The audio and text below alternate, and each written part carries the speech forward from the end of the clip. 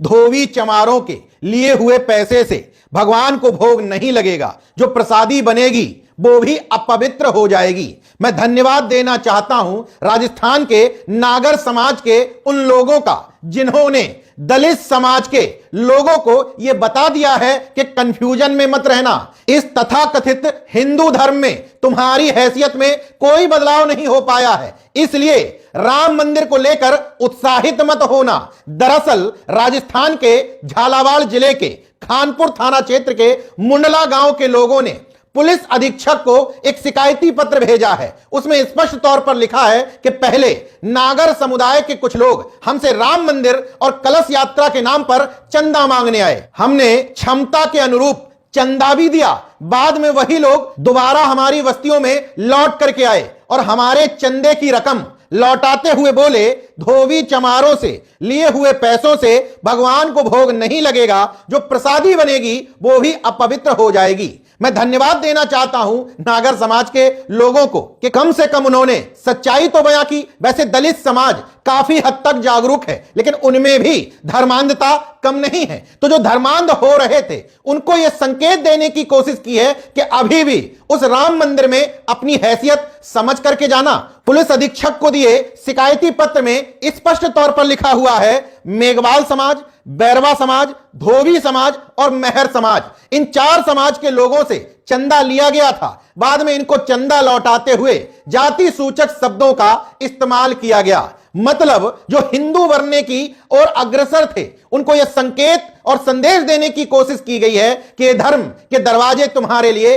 अभी भी खुले नहीं हैं। हालांकि नेशनल जनमत उन तथाकथित राम भक्तों से भी अनुरोध करता है कि यही बात जो आपने इन दलित समुदाय के लोगों को समझाने की कोशिश की है, वही मंदिर में बैठे हुए पुजारियों मठाधीशों को भी जाकर समझा दीजिए कि इन जातियों से पैसे नहीं लेना है, क्योंकि इन जातियों से जो पैसे दान पेटिका में डलवाए जाते हैं उससे आपके पत्थर के भगवान अपवित्र हो जाते हैं। अगर इनको हिस्सेदारी नहीं देनी है, सम्मान नहीं देना है, तो ये ड्रामेबाजी क्यों केवल इन राम भक्तों द्वारा नहीं बल्कि किसी भी मंदिर के बाहर बोर्ड लगवा देना चाहिए कि हम दलित पिछड़े समुदाय के लोगों से चंदा नहीं लेंगे, क्योंकि उनके दिए हुए पैसे से हमारे भगवान और उनका भोग अपवित्र हो जाता है।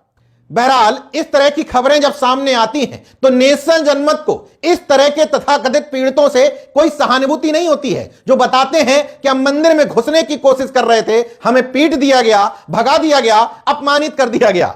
तुम वहां करने ही क्या गए थे? अपने मुक्तिदाता के तौर पर बाबा साहब का नाम लेते हो। बाबा साहब ये प्रयास बहुत पहले करके देख चुके हैं। उनको समझ में आ गया था कि इस धर्म के अंतर्गत हमें सम्मान मिल ही नहीं सकता। तब उन्होंने काफी सालों बाद यह निर्णय लिया था कि मैं हिंदू धर्म में पैदा हुआ हूं लेकिन मरूंगा हिंदू नहीं। ऐसे ही निर्णय नहीं ले लिया था, इससे पहले सभी धर्मों का अध्ययन किया था। इसलिए नेशनल जनमत को इस तरह के लोगों से कोई विशेष सहानुभूति नहीं होती है। आपने राम मंदिर के नाम पर चंदा दिया ही क्यों था? क्या आपको पता नहीं था कि यहां पर आपका सम्मान होने नहीं जा रहा, आपके समाज का पुजारी बनने नहीं जा रहा, आपके समाज को मंदिरों में वो पद और प्रतिष्ठा मिलने नहीं जा रही? यही चंदा आपने विद्यालय के नाम पर, अस्पताल के नाम पर, किसी सामाजिक संस्थान के नाम पर या हॉस्टल के नाम पर दिया होता तो नेशनल जनमत एक बार नहीं आपको बार बार सैल्यूट करता।